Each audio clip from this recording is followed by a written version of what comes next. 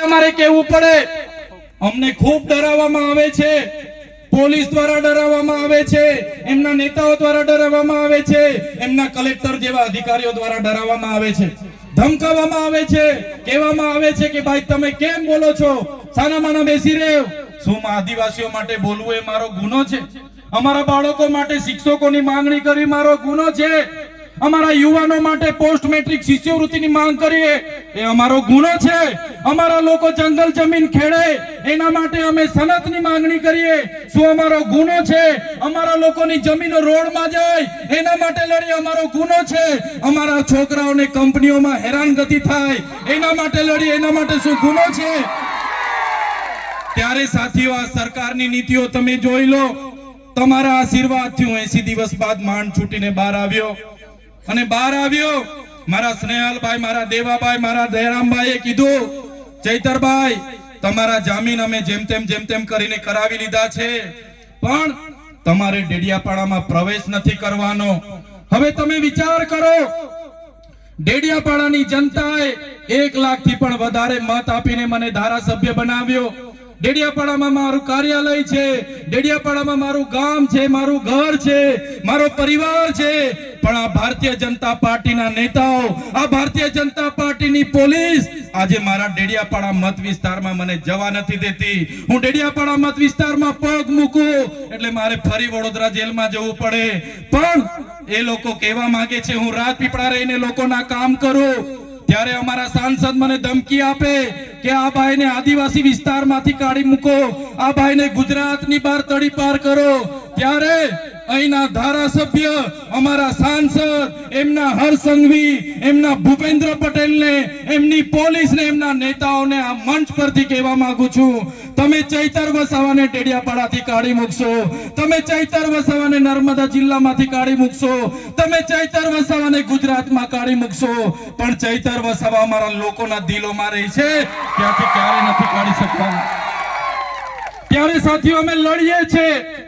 અમે કોઈના બાપથી ડરતા નથી, અમે હરસંઘવીની પોલીસથી ડરતા નથી અને કહેવા માંગીએ છીએ અમારો પણ સમય આવશે અને જે દિવસે અમારી જનતાનો સમય આવશે એ દિવસે આ ભાજપ વાળાના અમે છોતરા કાઢી નાખવાના છે. આ ભાજપની સરકાર અધિકારીઓના બળે રાજ કરે છે, પોલીસના બળે અમારા લોકોને હેરાન કરે છે. પણ મારા યુવાનોને આહવાન કરું છું, હવે બહુ થઈ ગયું જુલમ, હવે બહુ થઈ ગયો અત્યાચાર. આમ આદમી પાર્ટી અને ચૈતર વસાવા તમને નેતૃત્વ પૂરું પાડવા માટે આવ્યા છે. તૈયાર થઈ જાઓ, તાલુકા પંચાયત લડો, જિલ્લા પંચાયત લડો, આવનારી વિધાનસભા લડો અને વિધાનસભામાં પહોંચીને બાબા સાહેબના સંવિધાનની વાત કરો અને આદિવાસીઓના અધિકારની વાત કરો. અને આવનારા દિવસોમાં જે પણ સામંતશાહી, નારંગી ગેંગ અને આરએસએસ ના લોકો આપણા લોકોનો જે વોટ તરીકે, મતદાન તરીકે ઉપયોગ કરે છે એ લોકોને અહીંથી સત્તામાંથી મૂળિયા ઉખેડીને આપણે બધા ફેંકી દેવા પડે. સાથીઓ, બાબા સાહેબે કીધું છે, જે બાબા સાહેબે સંવિધાન બનાવ્યું એમને પણ પોતાની નીચી જાતિના લીધે ભણવા દેવામાં ના આવ્યા, એમને સ્કૂલની બહાર કાઢી મૂકવામાં આવતા. એ પોતાની માતાને પૂછતા, માં મને કેમ ભણવા દેવામાં નથી આવતા, શિક્ષણનો અધિકાર મારો પણ છે. ત્યારે એમના માતા કહેતા, બેટા આપણે નીચી જાતિમાં આવીએ છીએ અને નીચી જાતિમાં આવીએ એટલે આપણે ભણવાનો અધિકાર નથી, શૂદ્રને બોલવાનો અધિકાર નથી. ત્યારે બાબા સાહેબે નિશ્ચય કર્યો, 32 જેટલી ડિગ્રીઓ દેશ અને વિદેશમાં ભણીને લાવ્યા, 4 PhD ની ડિગ્રીઓ લાવ્યા. અને બાબા સાહેબે ત્યારે જે નિશ્ચય કર્યો હતો, જે પુસ્તક, જે મનુસ્મૃતિ અમારા લોકોને ભણવાનો અધિકાર નથી આપતી, એ મનુસ્મૃતિમાં અમારી મહિલાઓના અધિકારો નથી, આદિવાસીઓને અધિકારો નથી, દલિતોને અધિકારો નથી, એ મનુસ્મૃતિનું રાજ હું બદલી નાખીશ. અને એમણે બદલી નાખ્યું અને દેશમાં સંવિધાનનું રાજ બાબા સાહેબ લાવી દીધું. આજે દેશનું સંવિધાન આપણને બધાને સાર્વભૌમત્વની ભાવના સાથે આપે છે.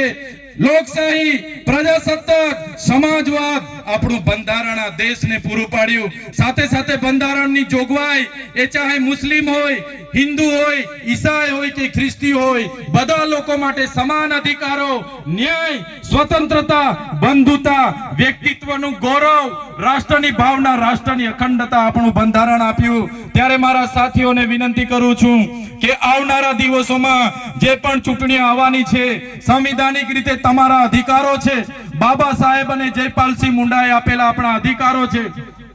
ત્યારે આ અધિકારોને સાચવવા માટે માત્ર સમાજના આગેવાન તરીકે નહીં પણ રાજકીય આગેવાન પણ તમારે બનવું પડશે. બંધારણની આપણી અનુસૂચિ 5 ના રક્ષણ માટે, પૈસા એક્ટના રક્ષણ માટે, 73AA ના રક્ષણ માટે, એટ્રોસિટી એક્ટના રક્ષણ માટે, આપણી જમીનો બચાવવા માટે, આપણી જળ, જંગલ અને ખનીજો પરના અધિકારો બચાવવા માટે આવનારા દિવસોમાં તમારે બધાએ રાજનીતિમાં આવવું પડશે અને આ લોકોને સત્તાથી આપણે ઉખેડીને ફેંકી દેવું પડશે.